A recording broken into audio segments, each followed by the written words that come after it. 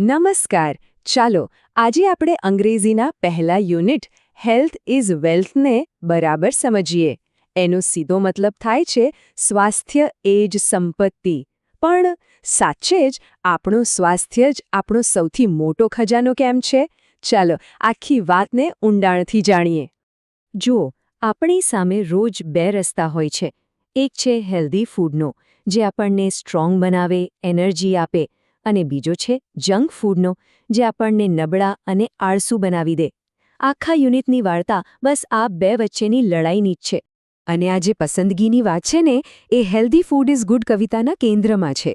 એમ સમજો કે આ કવિતા આપણને આપણી વાર્તાના બે મુખ્ય પાત્રો સાથે ઓળખાણ કરાવે છે. એક છે આપણો વિલન, એટલે કે જંક ફૂડ, અને બીજો છે આપણો હીરો, એટલે કે હેલ્ધી ફૂડ. તો ચાલો વાર્તાની શરૂઆત કરીએ અને સૌથી પહેલાં મળીએ આપણી હેલ્થ સ્ટોરીના વિલનને, એટલે કે જંક ફૂડને.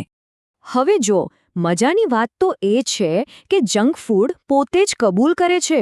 કવિતામાં એ શું કહે છે ખબર છે?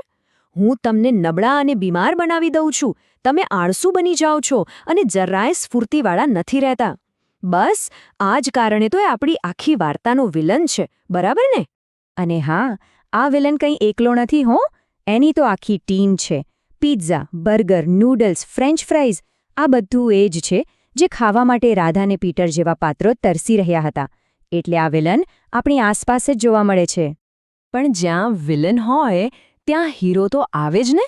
તો હવે સમય છે આપણી વાર્તાના એ સુપરહીરોને મળવાનો, જે આપણને બચાવવા માટે હંમેશા તૈયાર હોય છે.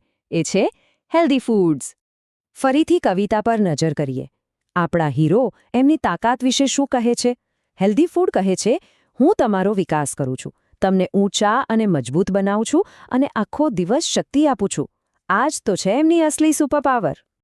તો ચાલો આપણે એક એક કરીને આપણા સુપર હીરોને મળીએ. સૌથી પહેલાં છે ગાજર. વાર્તામાં પેલી પરી રાધાને આની ખાસ શક્તિ વિશે જ સમજાવે છે. પરી શું કહે છે? એ કહે છે કે ગાજરમાં વિટામિન એ હોય છે અને એનાથી આપણી આંખો વધુ તેજ બને છે. તો ગાજરની સુપરપાવર થઈ એકદમ શાર્પ દૃષ્ટિ. ચાલો હવે આપણી સુપરહીરો ટીમમાં આગળ કોણ છે જોઈએ. આ છે પાલક. અને પાલકની શક્તિ શું છે? પરીના જ શબ્દોમાં કહીએ તો એ આપણને મજબૂત બનાવે છે અને ખૂબ બધી એનર્જી આપે છે. એટલે કે એની સુપરપાવર છે તાકાત અને શક્તિ. અરે, આ હીરોની ટીમ તો હજી ઘણી લાંબી છે. જેમ કે સફરજન, જેમાં ફાઇબર હોય છે, જે પેટને ખુશ રાખે છે. કઠોળ આપણા સ્નાયુઓને મજબૂત બનાવે છે. અને નારંગીનું વિટામિન સી, એ તો આપણને બીમારીઓ સામે લડવાની તાકાત આપે છે. આ બધા આપણા પર્સનલ સુપરહીરોઝ છે.